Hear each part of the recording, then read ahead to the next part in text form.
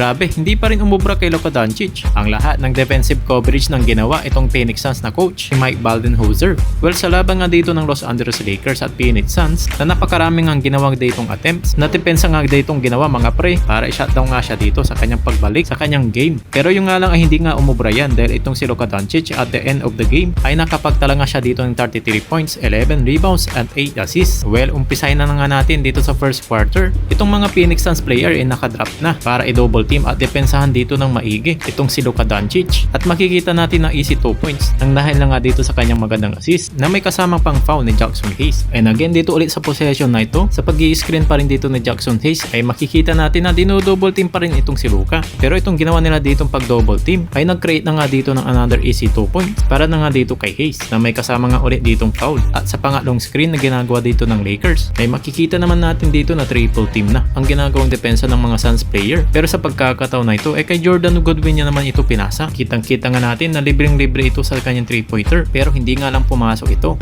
Pero sa nangyari na play naman na ito ay 1-on-1 naman sila dito ni Kevin Durant at itong si Luka, pinasayaw niya lang itong si KD at hindi nga itong umubra kung isang player lang ang pagbabantayan mo kay Luka.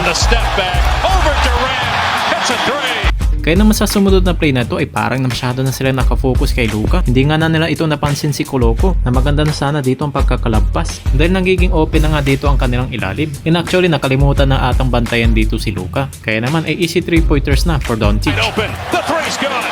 At bago nga matapos itong first quarter na to, ay hindi na nila dito hinayaan na maiwan itong si Luka. At nagresulta pa nga ito ng pagdo-double team. At meron nga siya ditong wide no open looks para nga dito sa team ng Los Angeles Lakers. At libreng 3-pointers naman ito ni Gabe Vincent. Dahil naiiwan nga dito ang kanyang bantay na si Royce O'Neal. Meron naman dito pagkakataon si Luka Doncic para sumalaksak ng kanyang ditong easy layup. At bagong pa rin dito matapos ang second quarter ay hindi pa nga rin sila dito tumitigil sa pagdo-double team kay Luka Doncic. At nag-generate naman siya dito ng wide open look dito. Hindi nga lang dito na-issue dito ni DFS. At pagdating pa nga rin nga dito sa third quarter ay hindi pa rin nga tumitigil sa pagdo-double team dito kay Luka Doncic. Siyempre ay meron ditong wide open look itong si Luka. At libre naman dito si Austin Reeves kaya naman ay pasok naman yan. And actually apat na players na nga ang bumabantay dito kay Luka Doncic. Create pa rin dito ng wide open look dito si Luka Doncic. Hindi lang naipasok dito ni Gabe Vincent.